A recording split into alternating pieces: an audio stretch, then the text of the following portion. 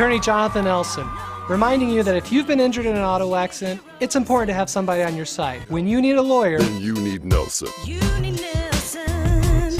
Just after 5:30 p.m. we received a report of a fully involved structure fire. As we were responding, we were notified that the occupants were out of the structure, but there was an initial report that someone had been injured from smoke inhalation during their egress from the house. So we arrived on location. We found heavy fire conditions across the front of the dwelling. It was deeply into the attic space and the living space. So we established a command post. We did our scene size-up risk assessment. We found out and determined that everybody was out. We did have 2 people that required medical assessment. We assigned the medics to those folks. We commenced suppression. We used what's called a blitz fire, which is a portable monitor at the front, knocked down the main body of the fire, so the crews were stretching their hand lines as the blitz fire was knocking down that fire. Then they got prepared and went into the inside of the house and finished the suppression. Apparently, the fire is a result of improperly discarded smoking materials, and the fire began on the front porch. The reason we know that is because there was a surveillance device that allowed us to watch the sequence of events leading up to and including the fire progression. That fire burned approximately 30 minutes before it was discovered.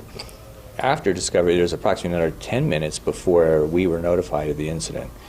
The only challenges we had were Homestead Road is under construction. While it didn't greatly impede us, we had to slow down a little bit, obviously, for our trucks. But the biggest issue that we had was, again, this extended period of time before it was actually detected and reported. It was a manufactured dwelling, and it did sustain a heavy damage across the front and into the interior space in the living room area. There was some personal property on either end in the individual bedrooms that was still somewhat salvageable, but a lot of heat and smoke damage throughout. There were some reports that maybe the animals also were safely removed from the home? There were all the animals. There were no injuries other than the ones we talked about. Everyone refused medical transport. We briefly assessed 2, but again, they weren't transported and the animals were safe. They were placed into a nearby detached garage. We've had a few structure fires start because of improperly discarded smoking materials. Can you give some advice on what that actually means? Yeah, I know people have their designated areas they like to smoke. Make sure you place them in cans or containers that aren't going to combust, and make sure that there's no nearby material that can also ignite.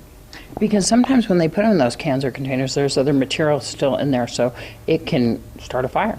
It can, and absolutely. So just do everything prudent to make sure that they're extinguished appropriately, whether there's a small container of water there, something along those lines, and make sure all the combustible materials are away from the area.